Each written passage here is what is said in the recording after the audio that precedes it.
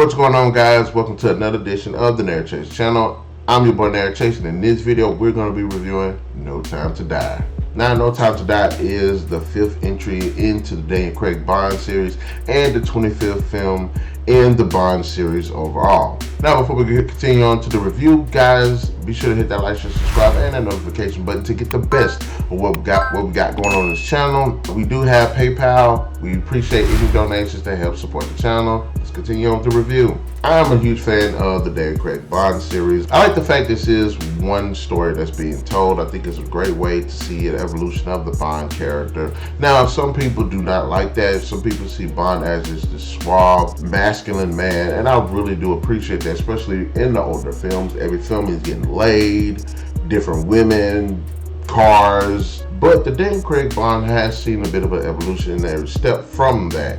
Does a good job of kind of fleshing out more of the other characters. It can't be said enough. Daniel Craig does a great job as Bond, but he just does an exceptionally good job with the character. The level of emotion he brings to this character, just such a memorable, such a deep and well-written character. And I know in Spectre, which I had a lot of problems with Spectre, Léa Seydoux was one of the problems because I felt like her character didn't do anything. Her performance wasn't as good as it could have been. But I'm happy to say that she just brings an A game this time around. And you can definitely see the chemistry has definitely become one of my film stars, sweetheart. She definitely hit that list. She also played that assassin chick from Mission Impossible Ghost Protocol. Pretty hot in that one too. So, bam. I actually like their chemistry. I like their story. I liked her story. I like what her story contributed to the overall story, and she's actually a pretty important character. I like how they did address Vesper in this film.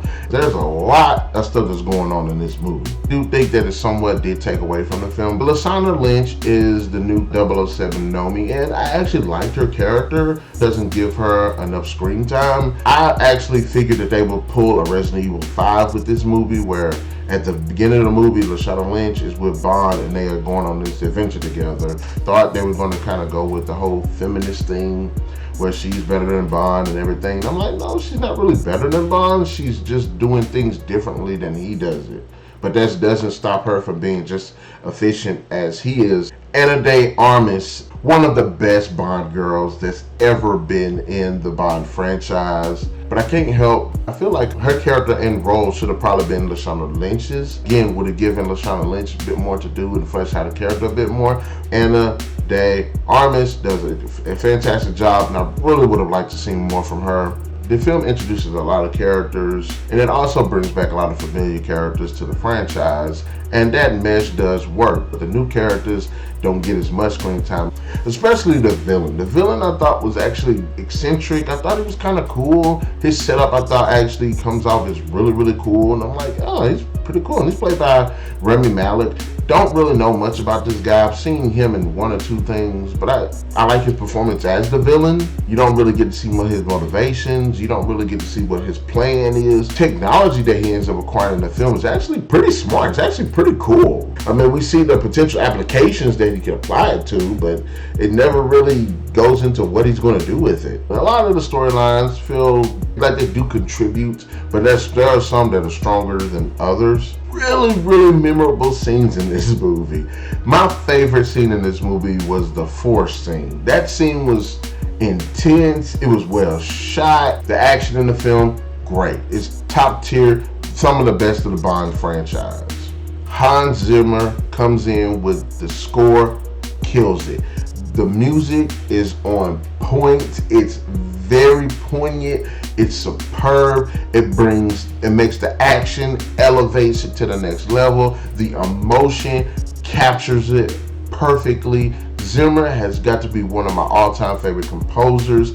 The man is just a straight up genius. Just the way the music just elevates this movie. Gives it a lot of edge, gives it a lot of depth.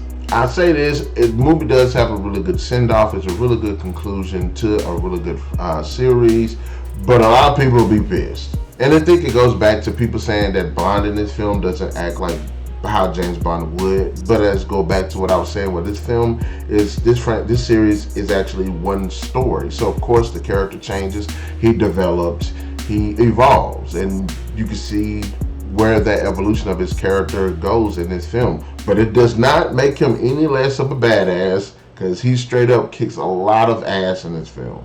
But like I said, there's a lot going on. Some of it doesn't really click as well as it should. There are a lot of good characters, but some are definitely stronger than others. Plot lines, some are stronger than others. There are a lot of really good concepts that I think that could have been delved into. The woke factor, I didn't have a problem with. Lashana Lynch, I think if it was a male character that acted the same way that she did, that her character does, then it wouldn't really be, it'd be the same thing. It wouldn't be a woman good, man bad thing. Like I said, love and hate it. This is an entertaining film. I did like the direction. I thought the writing was actually good.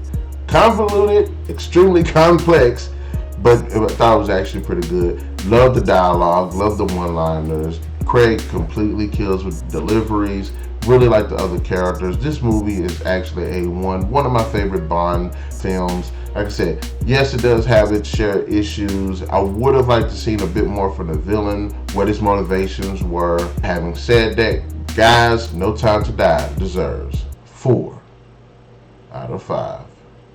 Given how long this movie is, and I'm all for a long story if it's a good story, they probably should have tacked on maybe another 15-20 minutes to help flesh out the characters and the motivations a bit more. But having said that, guys, in the comment section below, let me know, what are your thoughts about No Time to Die? Did you like the film? Did you not like the film? Do you think it was a really good send-off to Dan Craig's final run as James Bond? Because I believe I do. Be sure to hit that like, share, subscribe, and that notification button to get the best of what we got going on this channel. We'll definitely catch you guys later.